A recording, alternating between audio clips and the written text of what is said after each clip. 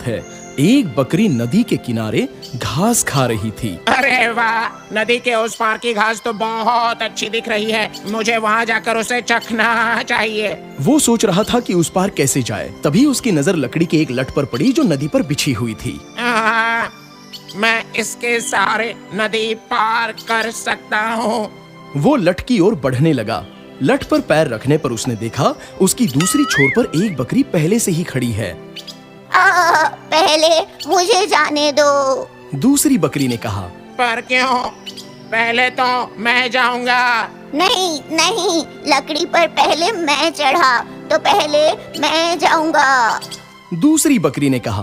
पहली बकरी सोचने लगी। उसे अपने दादाजी की कही एक कहानी याद आ गई। दो घमंडी बकरियां एक पुल पार करना चाहती थी, मगर एक दूसरे के लिए जगह नहीं बनाना चाहती थीं और आखिरकार लड़ने लग गई। फिर दोनों पुल से नीचे गिर गई और पानी में डूब गई। इसलिए पहली बकरी ने अक्लमंदी दिखाई।